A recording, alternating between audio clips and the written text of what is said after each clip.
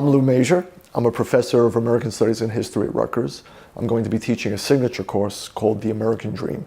The question of the American Dream is a question that pervades American culture, and students today, as much as students 200 years ago had ideas in their heads about what does it mean to be an American. So if we were to ask students, particularly first-year students who come in today, what do we mean by the American dream? They may say upward mobility, they may say self-improvement, they may say democracy, liberty, freedom, all of these buzzwords and key words that help to identify what it means to be an American. This signature course satisfies the 21st century challenges component of the core requirement. I begin the course with the 21st century, with prominent speeches and discussions and debates about the American dream. Does it still exist? Is the American dream dead, as some politicians would suggest? To whom is it open?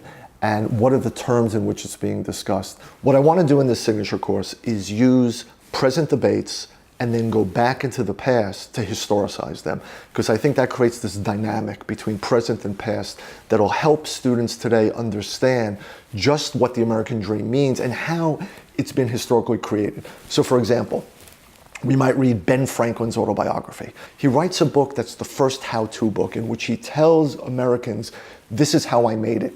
This is how I rose from poverty and obscurity, he says, to some standing in the world. So I want them to know that this trope, this idea of rags to riches, of making it, of upper mobility, has a very long history.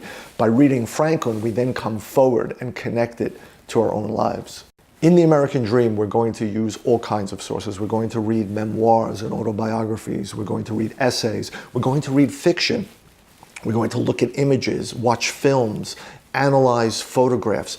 All of these different sources, music as well, become part of this interdisciplinary, multidisciplinary approach to understanding this really complicated notion of the American dream that everybody invokes, but nobody really fully grasps. I think one of the advantages of the signature course is also to bring into the discussion not only a variety of primary sources and really learning how to unpack those sources, but to connect those sources to other disciplines and ways of thinking about a topic. So sociologists have written at great length about the American dream, economists writing about wealth and about income inequality, anthropologists who are writing about the nature of community, political scientists who are thinking about this. Students need a lot of experience learning how to read a primary source and writing an analytical essay about it. Also, we encourage conversation. There's nothing worse than a passive class where students just sit back and listen to a professor speak. So regardless of how many students are in my signature class, they can count on me walking up and down the aisles and on us having a conversation. So I think these skill sets of critical thinking, critical writing and analysis, speaking intelligently and enthusiastically about topics, I think those are skill sets that wherever our students go and whatever they do is going to serve them well. What I want students to do is come to terms with the American dream, not as a cliche, not as this empty vessel that everyone just invokes, but to think really hard about what does it mean and what does it mean in their lives. So many of them are first-generation college, and even if they're not first-generation college, they're here because they believe in the American dream. So what is the relationship between your personal belief in the American dream and now studying the American dream as this intense interdisciplinary topic that's going to shed light perhaps on their own journeys?